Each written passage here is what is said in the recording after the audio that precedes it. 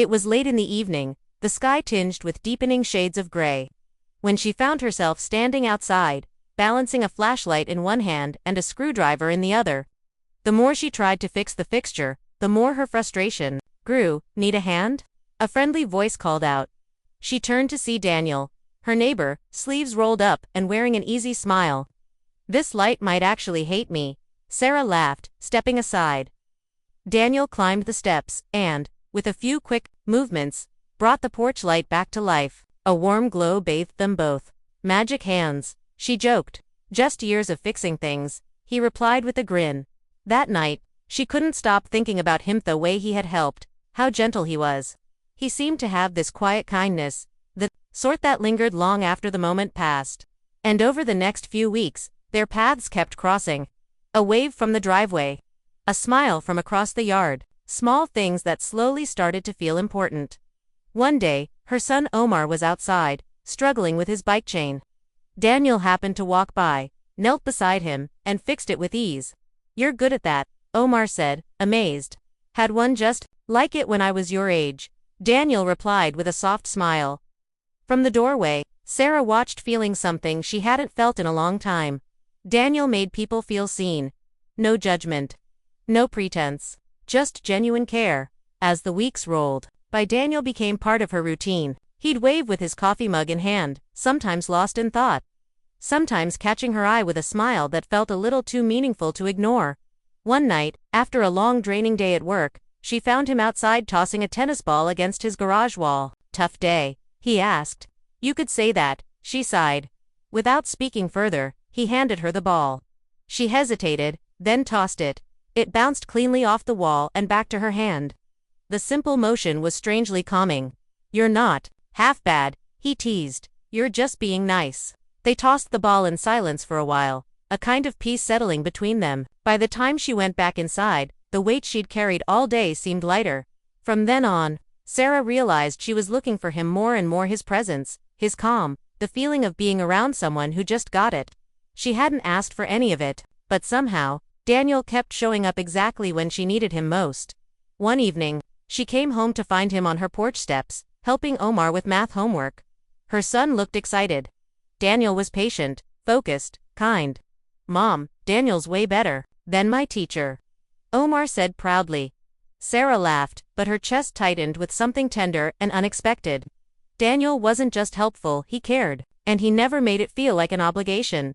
On a chilly day, she stood staring at a stack of unopened bills, feeling overwhelmed. She barely registered the knock at the door before Daniel called out, "I made too much coffee. Thought you might want some."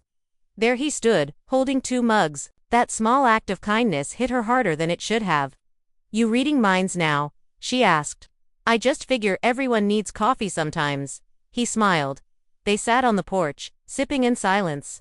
Something inside her loosened, and she opened up about being a single mom, about the pressure, about how hard it all was. Daniel didn't try to fix anything. He just listened. "I get it," he said simply. "It's hard carrying it all alone." From then on, he became more than a neighbor. He was the steady hand when she felt like she was slipping. The quiet presence when things got loud inside her head. The one Omar started to look up to. Not as a replacement but as someone he could trust. One day, as she walked past Daniel's house, she found him working on his car. "Need a hand?" she joked. He grinned. "You offering to fix an engine? Don't underestimate me," she teased back. They ended up sitting on the steps, the car forgotten, sharing memories. Daniel talked about his late father, the years he spent trying to rebuild after life knocked him down. His voice softened as he admitted he wanted to be better now, to be present for the people who mattered. Something shifted in her heart. "I'm glad you're here," she whispered. "Me too," he replied. Then came the storm, loud, chaotic, and terrifying. The power cut out. Omar clung to her, anxious. A knock came at the door. Daniel stood there, soaked but smiling, a flashlight in one hand, a bag of candles in the other. "I thought you might need some company." He stayed the whole night, keeping Omar laughing with stories, making the darkness feel less threatening.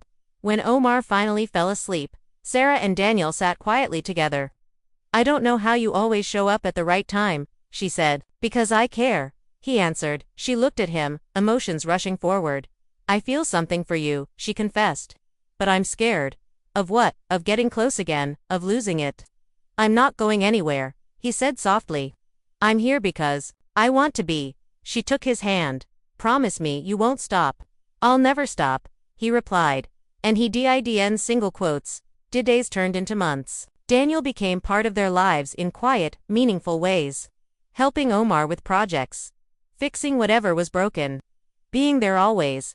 One night, as Sarah cooked dinner and listened to Daniel and Omar laughing at the kitchen table, it struck her. This wasn't just a moment, it was a life, a family.